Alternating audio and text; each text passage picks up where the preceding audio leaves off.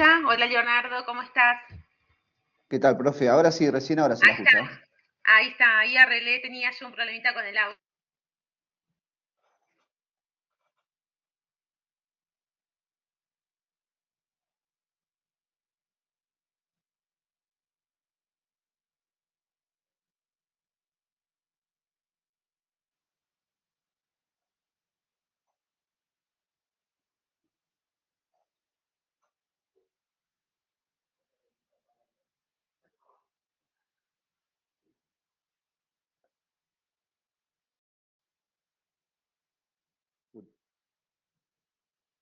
John,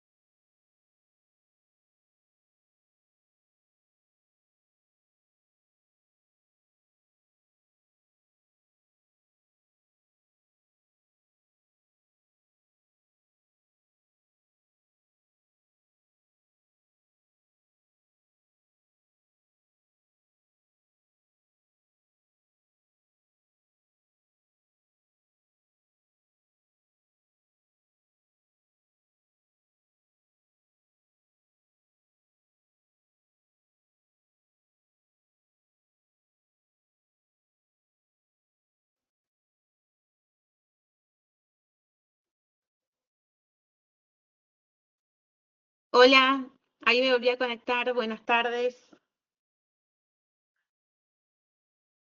¿Ahí se ahí se la escucha? ve y se escucha. Sí, profe. Bueno, muchas gracias Leonardo. Sí, tuve un problema, se me cortó internet, computadora, me tuve que conectar. Disculpen desde el celular, ¿sí?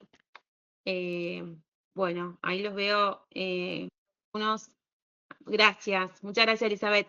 Bueno, lo que les decía era de que la clase pasada estuve hablando con la doctora Julia Arias y me dijo, bueno, que ella dio la clase, ya me dijo los temas sobre las que sobre las que rondó, digamos, su clase. Hoy seguiríamos con lo que es el orden público internacional y también lo que es el fraude a la ley. Respecto al parcial, yo ya les puse ahí en el chat que tenemos en el canal de comunicación cuándo es el parcial, y que también, chicos, va a ser toda la parte general, ¿no es cierto? También ayer les subí un fallo, no sé si lo estuvieron viendo, que es el fallo de la Corte Suprema de Justicia de Vicente Solá. Igual ahora, Leonardo, se los comento, y cualquier cosa lo tenés ahí en la página, está ahí en la página, en la plataforma. Y también ahora les voy a subir otro fallo, uno reciente, sobre el tema de fraude a la ley. Quiero que nos enfoquemos en estos temas que es el orden público y todo lo que es fraude a la ley, porque en el último final que tuvimos el mes pasado, en septiembre, fueron preguntas que hicimos a los alumnos que se presentaron en el final, y la verdad que no nos sabían dar una definición de lo que es el orden público, y también llegar a una definición, un ejemplo de lo que sería el fraude a la ley. Como vamos a ver ahora en esta clase, son dos institutos muy importantes, ya que acá hay una maliciosidad, ¿no es cierto?, por parte de la persona que cambia un elemento, como lo vamos a ver, de la norma de derecho, la norma indirecta, como hablamos, que son la característica de las normas del derecho internacional. ¿Qué es el orden público, ¿no? ¿Y a qué nos referimos al orden público cuando hablamos de orden público? Ustedes van a ver en el libro de Rapalini que hay distintas definiciones, hace referencia a distintos autores. En principio podríamos decir que el orden público es el conjunto de principios de diversa naturaleza que nos indica una ideología de un ordenamiento jurídico, ¿sí? Ustedes van a escuchar que se habla de un conjunto de principios que inspiran un orden jurídico y que reflejan los valores esenciales de una sociedad en un momento determinado. Nos podemos preguntar, ¿ese orden público puede mutar? ¿Es mutable? ¿Qué les parece? Porque estamos hablando de los valores esenciales que cree, ¿no es cierto?, un Estado, una sociedad en un momento determinado, y Yo creo que son sí, ¿no, principios. profe? Exacto, Perdón. exacto, muy bien, Leonardo, es mutable, ¿no es cierto?, conforme lo van indicando las necesidades de la comunidad. Ya lo vamos a ver, que en un principio se acuerdan que el matrimonio para nuestra comunidad, para nuestro orden jurídico, era indisoluble, era quizás en ese momento de la sociedad era imposible pensar en una disolución de la sociedad conyugal. Hoy, con los avances también que hemos tenido en nuestra sociedad, nadie puede pensar en que en la indocibilidad, sino está permitido, ¿no es cierto?, la disolución del matrimonio, está ya receptado el divorcio. Hasta podríamos hablar también de que también tenemos el matrimonio, ¿no es cierto?, de partes de igual sexo. Entonces es mutable, tal como lo dice acá el compañero Leonardo. El orden público, una de las características que tiene es que es mutable. Savigny, ahí lo van a ver en el libro de Rapalini, dice que se refiere a Rapalini que Savigny nunca habló de orden público, sino que decía, lo llamaba como límites locales a la aplicación de leyes extranjeras, ¿no? Porque también vamos a ver que para que se aplique una ley extranjera en nuestro país, vamos a tener en cuenta el orden público, que no vaya en contra de estos principios fundamentales de nuestro ordenamiento jurídico en nuestro Estado. El orden público, ahora pensar en una definición del orden público internacional es esto que les estoy diciendo. Ahí van a ver que en el libro también se hace referencia a que el orden público internacional implica una defensa, un muro que impide la aplicación del derecho extranjero indicado por una norma del derecho internacional privado. Ese muro se hace patente cuando el derecho extranjero que se debe aplicar contradice, ¿no es cierto?, el espíritu del derecho del Estado a donde se debe aplicar. Nuestro código civil y comercial habla del orden público en el artículo 2600, se refiere al mismo cuando establece que las disposiciones del derecho extranjero aplicables deben ser excluidas cuando conducen a soluciones que son incompatibles con principios fundamentales del orden público que inspiran el ordenamiento jurídico argentino. El orden público internacional, entonces, limita la extraterritorialidad y constituye una cláusula de reserva. ¿Por qué de reserva? Porque solamente voy a aplicar, nos está diciendo el código, el derecho internacional en nuestro país cuando no vaya en contra del espíritu de nuestro ordenamiento jurídico. Yo les había subido porque también para entender, ¿no es cierto?, estos conceptos de orden público internacional y de fraude a la ley, que ya vamos a ir avanzando, es importante los fallos, porque los fallos muchas veces nos esclarecen con un caso estos conceptos. No sé si alguien pudo ver, de los alumnos que están conectados, si alguien pudo ver el fallo de Vicente Solá, que es un fallo de la Corte, que se lo subí del año 96. Ah, bien. ¿Te animás, Elizabeth, aunque sea sin cámara, a comentarnos un poquito? Ahí me puso Elizabeth que sí. Así hacemos un poco más participativa la clase y nos van comentando, porque la Corte en ese fallo de Vicente Sola da una definición, no sé si la viste, Elizabeth, da una definición de lo que es el orden público. Ah, no tiene micrófono ni tiene cámara. Bueno, no hay problema. No hay problema, Elizabeth. Bueno, yo les comento. Este caso es importante porque les va a llevar a pensar en cuanto al orden público y cómo la Corte aplica el concepto de orden público para llegar a una resolución. El caso es del año 96. Es está bien, no te hagas problema, Elizabeth. El caso es una persona que fallece, tenía un matrimonio, esta persona que fallece, el causante, tenía un matrimonio en Argentina y también había contraído matrimonio en el país de Paraguay. Entonces se presenta la cónyuge de Paraguay a iniciar el juicio sucesorio en nuestro país, donde se encontraban situados, ¿no es cierto?, los bienes del causante, y lo que reclamaba era una legitimación, o sea, ser reconocida como legítima para reclamar la sucesión, para reclamar en esa sucesión. Entonces, ustedes van a ver en el fallo que como primer lugar en la Corte se pregunta cuál es el derecho a aplicar en este caso. ¿Se acuerdan que siempre dijimos que nos vemos también si hay si se ha celebrado entre ambos países que están involucrados tratados internacionales? Nosotros tenemos acá, en este caso, y dice la Corte en este caso, que resulta de aplicación el Tratado de Derecho Civil Internacional de Montevideo del año 1940. Que refiere, que en su artículo 13 dice, sujeta la validez del matrimonio a la ley del lugar donde se llevó a cabo la celebración, que a su vez faculta a los estados signatarios a no reconocer el matrimonio que se hubiese celebrado en uno de ellos cuando se hallare viciado alguno de los impedimentos así enumerados. El matrimonio anterior no disuelto legalmente. ¿Qué pasaba en este caso de Vicente Solá? Al tiempo de la celebración del matrimonio en Paraguay del causante, no se había disuelto, no se había llegado a la disolución del matrimonio que había celebrado esta persona en nuestro país, en Argentina. También refiere ahí la Corte de que al momento de celebrar el matrimonio en Paraguay y celebrar esa partida de matrimonio, el causante no había informado si tenía, que tenía un matrimonio ya celebrado en Argentina, o tampoco no se declaró ni como soltero. Exactamente, acá me dice Elizabeth, estaba casado, exactamente. Al momento que él contrae el matrimonio en Paraguay, él estaba casado en Argentina. Y no informa esta situación en su partida. ¿Se entiende? ¿Van entendiendo, Leonardo, que vos sos el que te veo?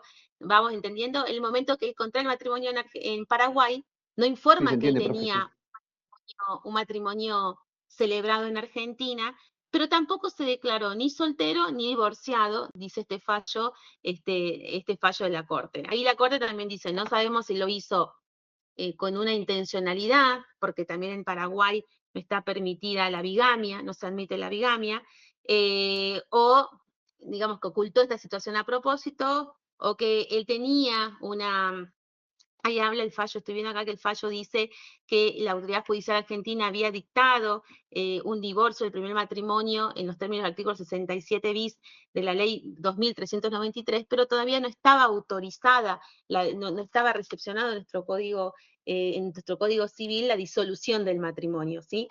Entonces, lo que tenía que ver la Corte en este fallo dice es ver, ¿no es cierto?, si se le da legitimidad a esta cónyuge, la cónyuge con el que celebró el matrimonio en Paraguay, para presentarse en el juicio sucesorio. Entonces, acá donde yo les decía de que da brinda un concepto de lo que es el orden público internacional, y acá se los voy a leer como dice el fallo. El orden público internacional no es un concepto inmutable y definitivo, sino es esencialmente variable, que es lo que hacíamos referencia, que que es mutable, ¿no? Que es una característica del orden público que es mutable. Pues expresa, dice la Corte, principios esenciales que sustentan la organización jurídica de una comunidad dada, y su contenido depende en gran medida de las opiniones y creencias que prevalecen en cada momento en un estado determinado. De allí que la confrontación debe hacerse con un criterio de actualidad. Es decir, a medida que va avanzando, también esto nosotros lo vemos, avanzando la sociedad, con el paso del tiempo van cambiando estos valores. Por eso es que se hace referencia a un orden público esencialmente mutable. Y acá refiere la Corte que el principio de disolubilidad del matrimonio civil por divorcio fue introducido en primer lugar a través de la jurisprudencia, ¿sí?, de fallos, y luego recogido con la reforma de la ley 23.515, que introduce en el derecho matrimonial, que introduce esta posibilidad del divorcio en el derecho matrimonial positivo argentino. Esto ocurrió recién en el año 1987, es decir, con posterioridad al caso que yo le estoy refiriendo, porque él contrae matrimonio en Paraguay en el año 80, ¿sí? Estamos hablando que el divorcio recién fue admitido en el 87. Entonces, lo que acá dice la Corte, que es evidente que hay una modificación. Este fallo de la Corte, ¿se acuerdan que les dije que es del año 96? Entonces ya al momento que falla la Corte, el orden público ya había mutado. Entonces dice la Corte, esta modificación de los principios respecto a la legislación matrimonial argentina es relevante. Hoy no se discute de que está admitido el divorcio. Entonces, dicen, hay que resolver, miras este caso de la presentación de esta cónyuge paraguaya, mirar este caso desde un criterio de la actualidad del orden público internacional. Entonces dice, el orden jurídico argentino carece de interés actual para reaccionar frente, dice, a un matrimonio celebrado en el extranjero, que es invocado en el foro en virtud de derechos sucesorios reclamados por la cónyuge supártite. Y termina el fallo de la Corte reconociendo legitimación a la cónyuge paraguaya para iniciar la sucesión del causante, entendiendo de que ella también se entendía que había sido disuelto y el matrimonio que había sido celebrado en la Argentina previamente, ¿no es cierto?, a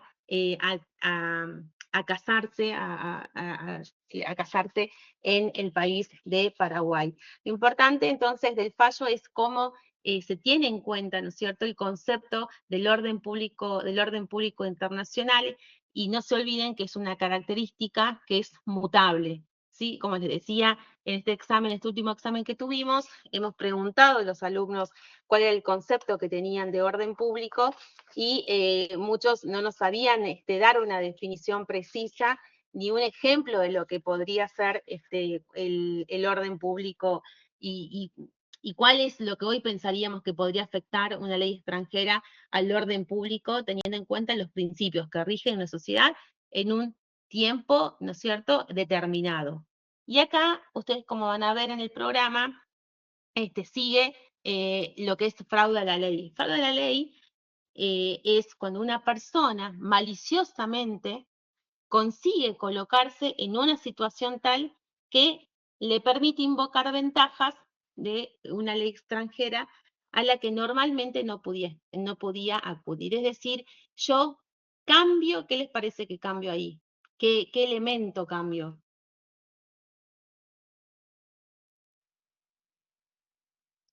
Pensemos Sería en cómo, qué es lo que yo, primero, cuando hablo de fraude a la ley, estoy pensando en que hay una mala intención, ¿no es cierto? Una maliciosidad.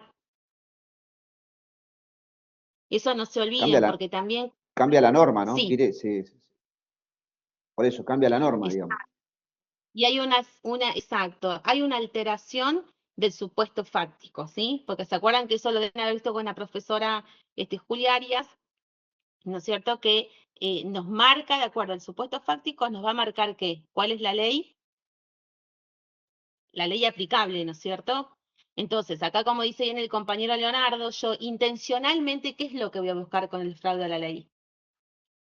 Que me sea aplicable a mi supuesto fáctico, a mi situación, otra ley en la que voy a obtener un beneficio. Siempre no se olviden eso, chicos, que lo que vamos a buscar con el fraude de la ley es obtener un beneficio que sea más beneficioso. Yo estoy situado en Argentina, mis bienes están en Argentina, tengo mi residencia en Argentina, me rige la ley argentina, pero yo quiero hacer un testamento. Ya les voy a dar un ejemplo de un fallo que tengo limitaciones dentro de la ley argentina, cambio maliciosamente, y les voy a mostrar en un caso cómo cambia esta persona maliciosamente su domicilio para poder disponer de la totalidad de sus bienes a través de un testamento, porque conoce la limitación que tiene la legislación, ¿no es cierto?, del Estado argentino. Entonces, ¿qué busca? Busca una ley más favorable para lo que está buscando, lo que pretende, ¿no es cierto?, el beneficio que pretende obtener. Ustedes van a ver que en el libro está el ejemplo de una sociedad que se quiere constituir en nuestro país. Ahí me escribió la compañera, los fines de aplicar un derecho. Como estoy con el celular, me cuesta un poco leer los mensajes, Elizabeth, pero exacto, es lo que estás diciendo maliciosamente. Les decía que en el libro de Rapalini está el ejemplo de cuando se quiere constituir una sociedad en nuestro país, y las personas que quieren constituir no reúnen con todos los requisitos en nuestro país para constituir una sociedad comercial. Entonces van a otro país a constituir esta sociedad comercial donde los requisitos son mucho más simples, tienen su personalidad jurídica en otro país, y eso les permite después volver a nuestro país y actuar como una sociedad extranjera, ¿se entiende? Pero ahí hay una utilización maliciosa del derecho, porque constituyo una sociedad con un domicilio en otro país, pero para terminar actuando, ¿cuál es la finalidad? Poder actuar en nuestro país, ¿no es cierto? En Argentina. ¿Se entiende? Igual Sí, ahora les voy pero a... le hago una consulta. Eso igual no es ilícito eso, digamos, ¿no? Depende de lo que busques, ¿no es cierto? ¿Qué beneficio? Si tiene que... Porque yo qué tengo que probar para que haya fraude de la ley. Que quiero evadir, ¿no es cierto? La Exactamente, sí, ok. evasión De una deliberada, la determinada norma, maliciosidad. digamos. Yo puedo decir, constituyendo mi empresa en el extranjero, estoy obteniendo un beneficio, pagar menos impuestos, no voy a declarar ciertos bienes, pero después quiero actuar en mi país, ¿me entienden?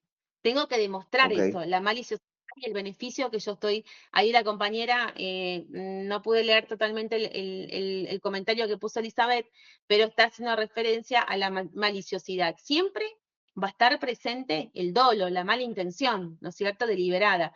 Usted, Leonardo, supongamos, conoce deliberadamente cuál es el derecho para constituir una empresa en Costa Rica.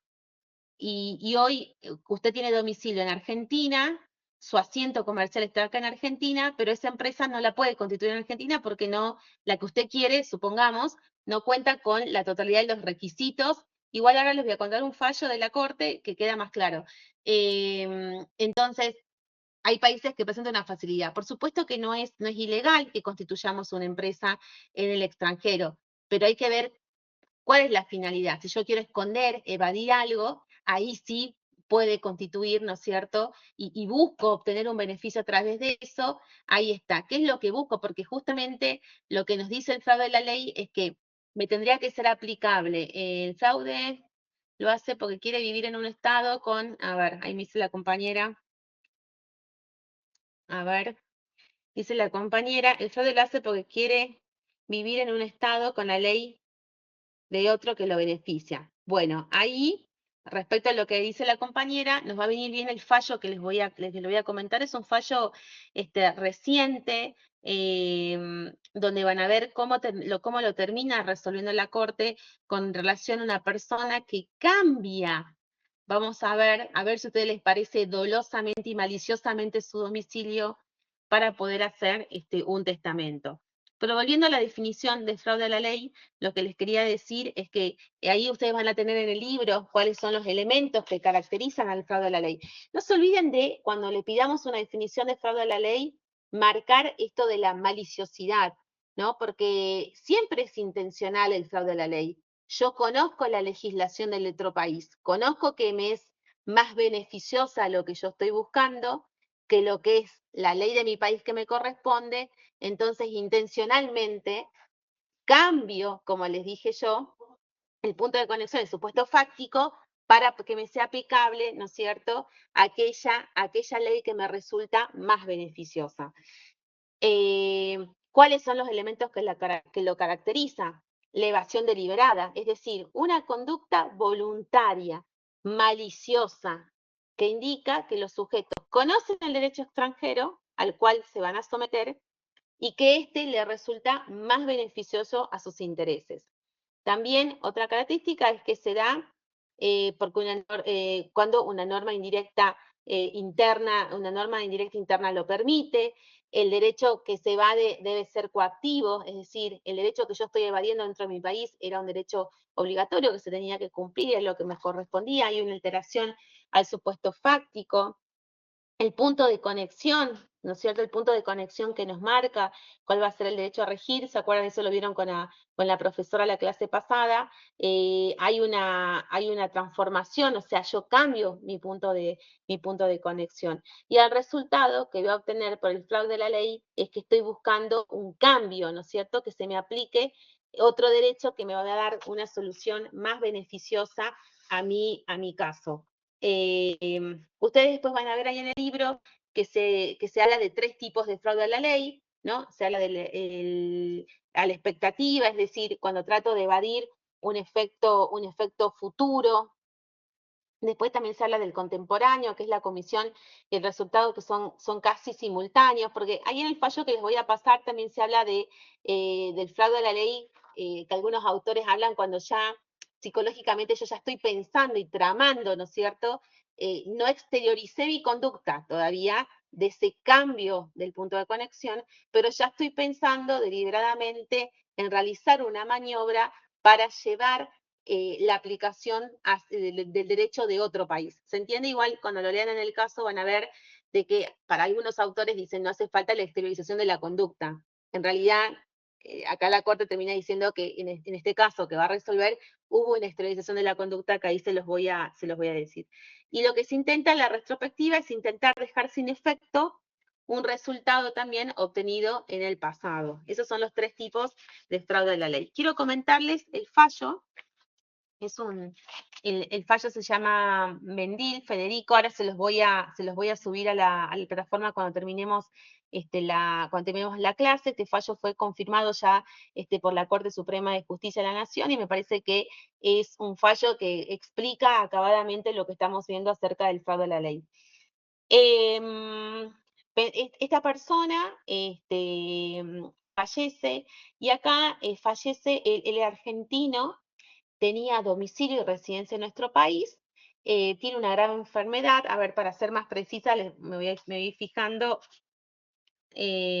cómo se van dando los casos que acá me fui marcando. Él fallece y lo traslada la familia cuando él cae enfermo gravemente, lo trasladan para que realice un tratamiento en Austria. ¿Sí? ¿Me siguen hasta ahí? Entonces, el año era 1977. Esta persona como les dije, que tenía una residencia en Ciudad de Buenos Aires, tenía su departamento en Avenida Libertador, Capital Federal, todo cae gravemente enfermo, una enfermedad grave, estuvo varios meses internados acá en nuestro país, la familia decide trasladarlo hacia Austria, donde finalmente, luego de un tiempo, fallece. Acá van a ver que cuando empieza el fallo de la Corte, el fallo, perdón, que yo les voy a pasar, es de la Cámara Nacional de lo Civil y Comercial Sala C, que después igualmente fue confirmado este fallo por la Corte, y primero tiene una noción y dice, empieza con una noción sobre el fraude a la ley, porque dice, esencialmente hay que hacer un análisis de lo que se entiende por fraude a la ley para poder solucionar este caso. Y acá dice que el fraude a la ley en el derecho internacional privado es el remedio necesario para que la ley conserve su carácter imperativo y su sanción. En los casos en que deje de ser aplicable a una relación jurídica por haberse acogido a los intereses fraudulentamente, a los interesados, perdón, fraudulentamente a una nueva ley. El autor sostiene que parece preferible que el fraude a la ley tenga un lugar aparte, independiente del orden público. Es una noción destinada a sancionar en las relaciones internacionales, el carácter imperativo de la ley. ¿Se acuerdan que una de las características del fraude a la ley, la imperatividad, ¿no es cierto?, de las leyes? Agrega el autor que cada vez que generalmente hay violaciones cuando hay violaciones con relación a la ley, la sanción que nosotros tenemos del orden jurídico interno es la nulidad de los actos. Es preciso, en efecto, dice, también que haya una sanción en cuanto al ámbito internacional, al derecho internacional. Entonces concluye que la noción de fraude a la ley es un remedio destinado a sancionar las leyes imperativas, pues hay que evitar en las relaciones internacionales la ley imperativa se convierte en facultativa. ¿Qué es lo que queremos con el fraude de la ley evitar? ¿Qué les parece? Que yo pueda decidir deliberadamente, ¿no es cierto?, qué derecho me va a regir. No me gusta el derecho de Argentina, vivo en Argentina, prefiero el derecho de Paraguay, bueno, me voy por un mes a Paraguay y pido que me sea aplicable, ¿no es cierto?, este derecho de Paraguay. No, las leyes son imperativas, son llamadas a regir, ¿no es cierto?, ese instituto. Bueno, siguiendo con el caso, como les decía, ahí sigue, después se los dejo el fallo para que lo puedan leer, todo lo que hace con referencia al fraude a la ley. Entonces, como les decía, en 1977, esta persona cae gravemente enferma, es internada, se le diagnostica una grave enfermedad, lo trasladan hacia Austria.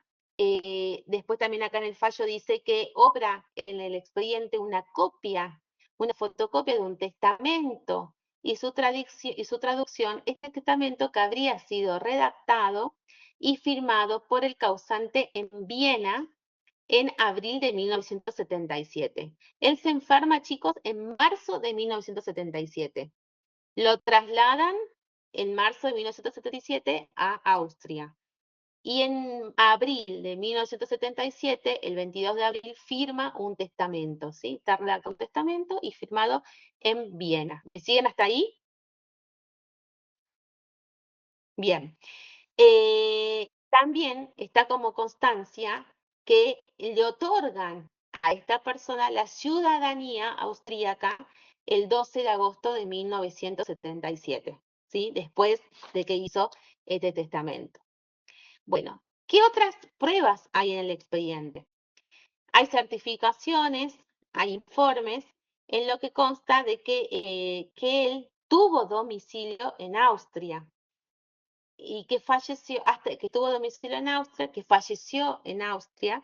Su fallecimiento fue el 8 de septiembre del 77, ¿sí? Fallece en Austria.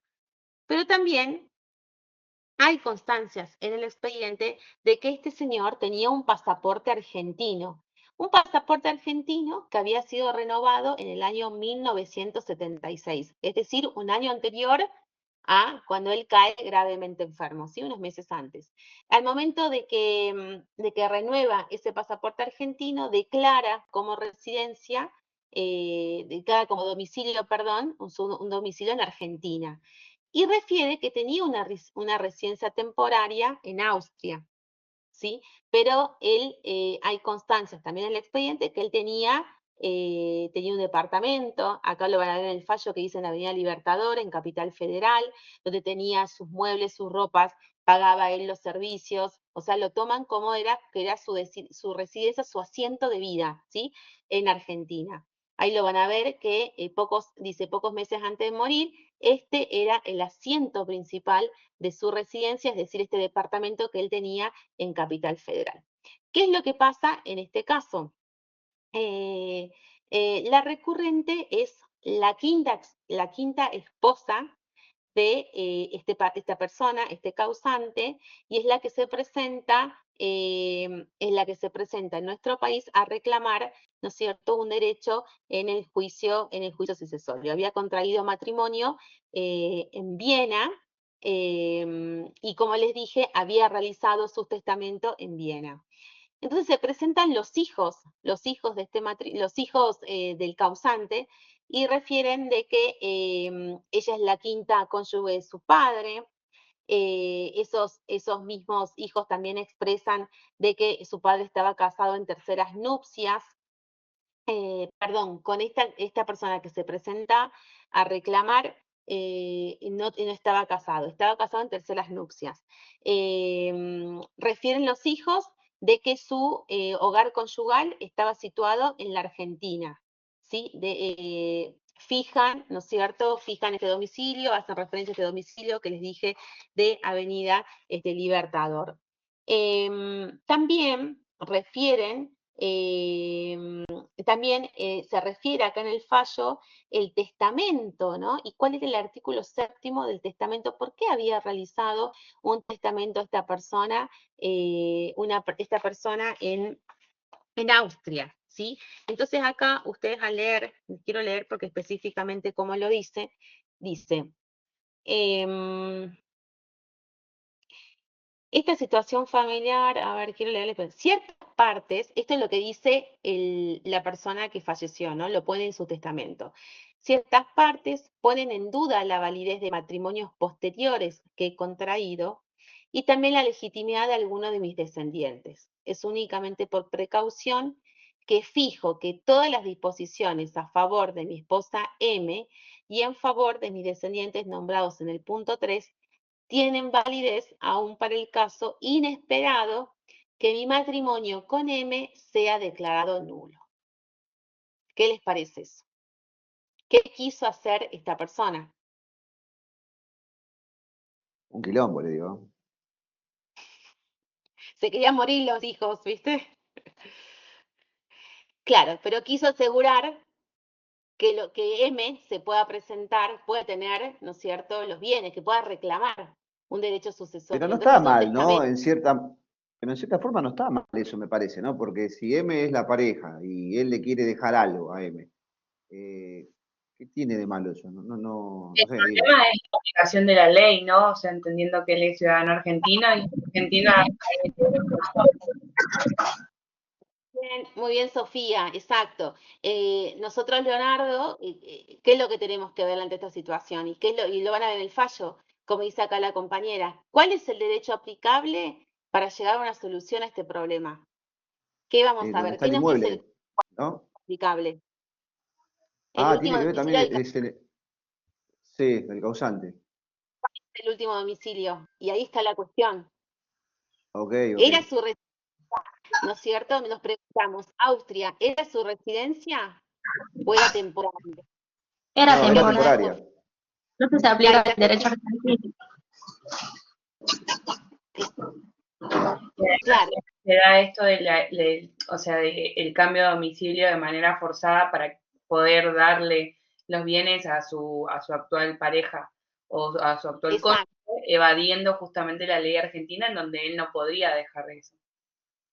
No podía disponer de la totalidad de sus bienes, exactamente, porque eso no nos permite, ¿no es cierto? Tenemos herederos forzosos nosotros acá en Argentina y él lo que quería era poder disponer deliberadamente a quién dejar la totalidad de sus bienes.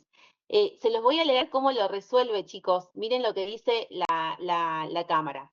Esta situación familiar del testador, que lo dijo Leonardo, que hizo un lío con este testamento que dejó con esta cláusula, Y dice la Cámara, esa situación familiar del testador y la circunstancia de haber instituido como única heredera, ¿no? Como única heredera a aquella, pudiendo afectar el régimen sucesorio vigente en nuestro país, porque, ¿no es cierto?, dejaba de lado, como decimos, a herederos forzosos, según nuestra ley argentina, lleva a la convicción que el causante tomó en consideración cuál era la ley sucesoria más conveniente a sus propósitos y actuó en consecuencia, utilizando voluntariamente la regla de conflicto y modificando los puntos de conexión que aquella impone. Entonces, ¿se entiende, chicos?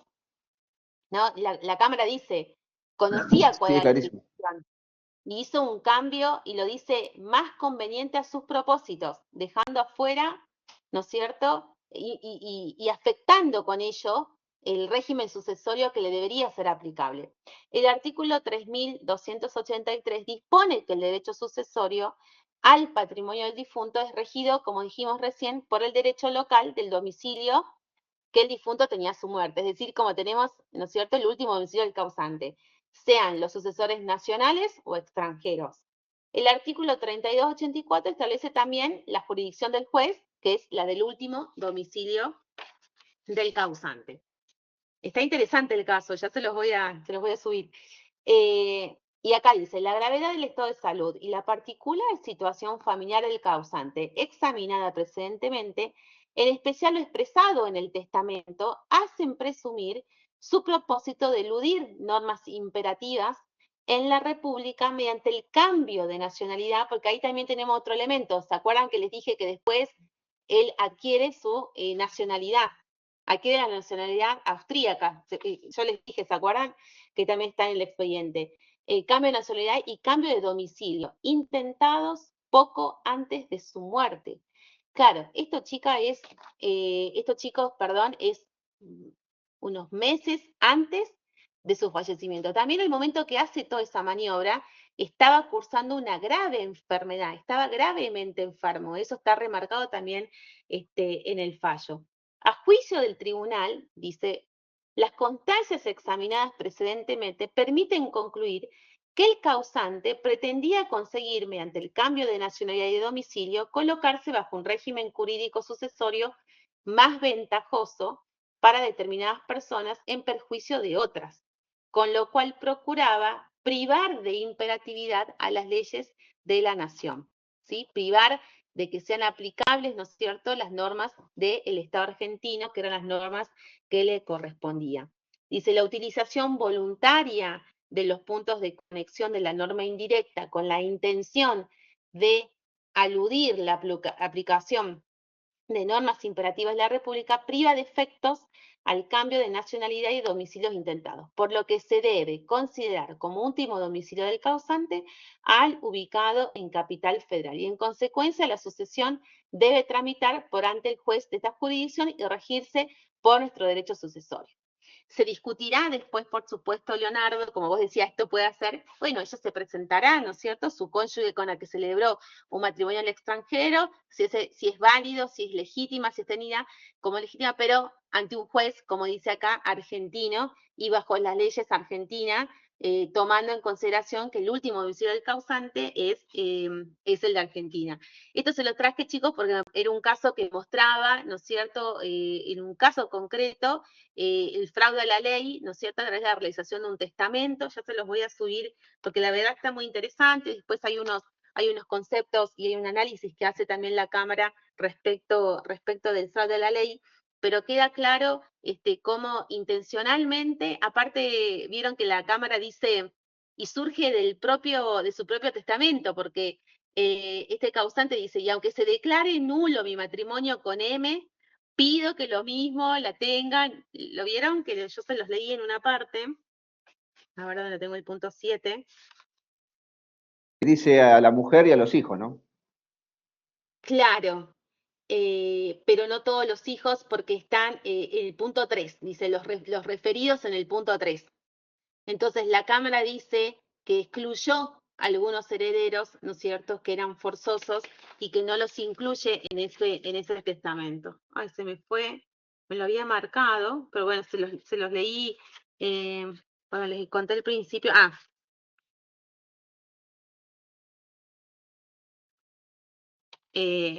Punto 7. Que hacía referencia exacto, hasta pensando en la posibilidad de una nulidad, ¿no es cierto? Acá lo tengo. De una nulidad de su testamento. Dice, ciertas partes ponen en duda la validez de matrimonios posteriores que he contraído y también la legitimidad de alguno de mis descendientes. Viste que no habla de todos, dice, la legitimidad de algunos de mis descendientes. No sabemos internamente qué habrá pasado en esa familia, pero quizás se cuestionaba la legitimidad de algunos hermanos. Es únicamente por precaución, lo dice, que fijo que todas las disposiciones a favor de mi esposa M y en favor de los descendientes nombrados en el punto 3, yo creo que los descendientes del punto 3 que nombra ahí Leonardo deben ser esos cuestionados, ¿viste? Porque él lo refiere ahí, lo refiere de que hay duda de algunos, entonces deben ser esos los que nombra. Tiene validez aún para el caso que mi matrimonio con M sea declarado nulo. Entonces ya también se ve en ese testamento una maliciosidad, una voluntad de evadir, ¿no es cierto?, la aplicación de la ley argentina por parte del causante. Bueno, me pareció traérselos porque me parecía que era un caso que ilustraba claramente, ¿no es cierto?, un caso de fraude a la ley, y creo que lo dijo Elizabeth también cuando en uno de los comentarios que me mandó, tiene relación con el orden público, ¿sí? No evadir la aplicación de leyes imperativas de nuestro ordenamiento jurídico, ¿no? Y acuérdense siempre cuando le preguntemos en el examen, fraude a la ley, la palabra maliciosidad, y que busca un beneficio, porque a veces como que se quedan corto se quedan corto con la definición y me dicen maliciosidad, se actúa intencionalmente, malicioso para la aplicación de otro derecho, se cambia el punto de conexión, pero no terminan de decir el beneficio, porque ¿para qué hago todo eso? ¿Cuál es mi finalidad última? ¿No es cierto? Siempre va a ser de obtener un beneficio, Obtener una ley que me beneficio. sea exactamente, una ley que me sea más favorable. Así que bueno, les quería dejar acentuado esos dos conceptos, lo que es el orden público internacional y también lo que es fraude a la ley, porque se nos puede presentar en algún caso a nosotros, que tengan ustedes un caso de sucesión y que venga una persona a su estudio jurídico con un testamento celebrado en el exterior y bueno, y les caiga, miren, con una cláusula como esta. Y bueno, vamos a tener que empezar a ver, ¿no es cierto?, todos los principios, estos de derecho internacional privado. Siempre está bueno ver qué nos ayuda esta materia. Siempre se los dice el doctor Villalba, vieron en las clases, para la práctica, para la vida diaria que se nos presenta a nosotros. Hoy se celebran muchos contratos en otros países, lo dijo acá el compañero Leonardo, puedo constituir una empresa en otro país, por supuesto, eso se lo puede realizar, pero hasta qué punto, ¿no es cierto?, puedo evadir normas a las que estoy obligado de manera imperativa, ¿no es cierto?, respetar como ciudadano argentino y que tengo mi asiento de mi empresa o mi asiento personal en este país.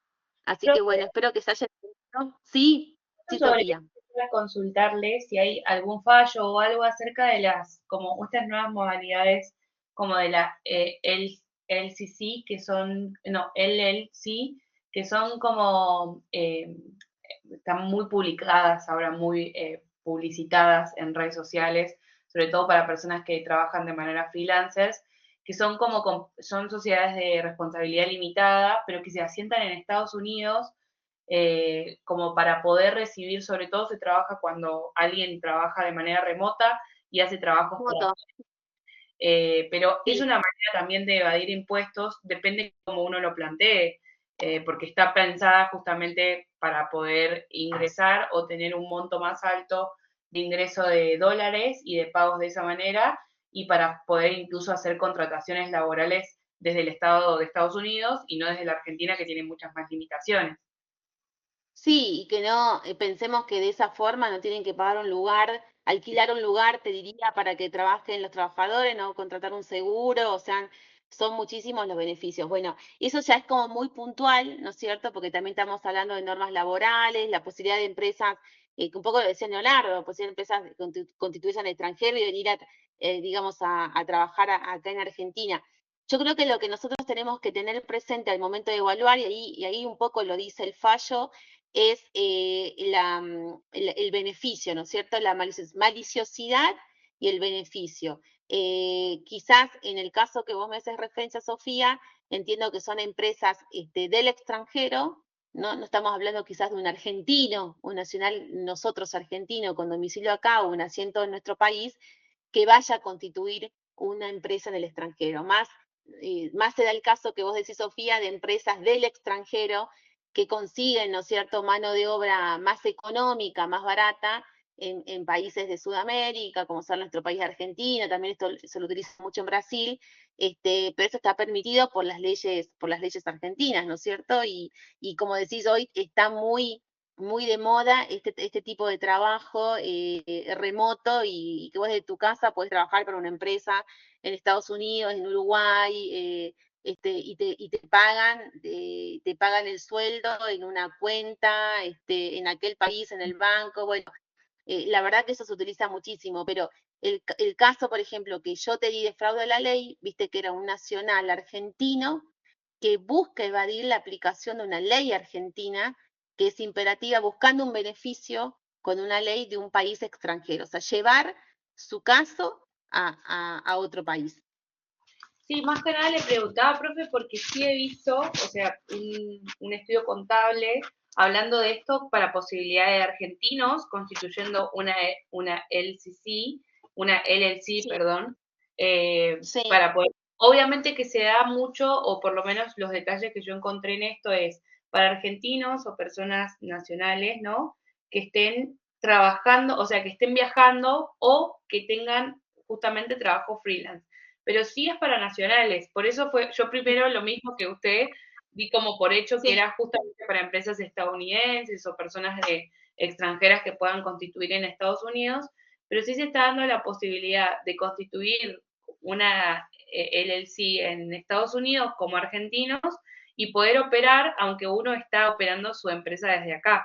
Entonces es ahí donde, pensando en todo esto, real es un Sí. fraude a muchos Yo creo de que me parece, Sofía, que habría que verlo. ¿Vieron el caso que yo que les comenté? La cámara analiza hasta ahí cuando se lo suban a ver, fueron al departamento a ver que había ropa de él, que era su domicilio, el pasaporte, que declaró en el pasaporte, ven las fechas, cuando él después de hacer ese testamento, o sea, lo que les quiero decir con esto es que son muchos elementos que tengo que ver en el caso para ver que se presentan. Capaz hablar en un caso así, una generalidad, está medio complicado poder hacer una evaluación si se presenta, ¿no es cierto?, el fraude, porque en este caso hasta la Cámara dice, después que hizo el testamento, le pidió la nacionalidad austríaca, o sea, como que trató de hacer todo de manera de ser considerado nacional austríaco y que le sea aplicable el derecho austríaco, ¿sí? Hablábamos del beneficio, ¿no? De la ventaja frente a la ley, por eso pregunto.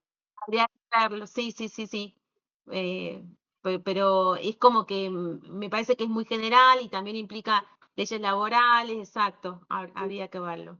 Así que bueno, chicos, muchas gracias por este encuentro y nos vemos la próxima clase. Ya podríamos hacer un repaso de la parte general. Si tienen dudas, les pido que las tengan para la próxima clase. También tenemos el foro, me pueden poner ahí. Yo ahora les voy a subir el fallo del sucesorio para que también lo tengan respecto al fraude de la ley, porque está muy interesante en cuanto a los conceptos. Y bueno, nos vemos en la próxima clase. Muchísimas gracias por conectarse. Nos vemos.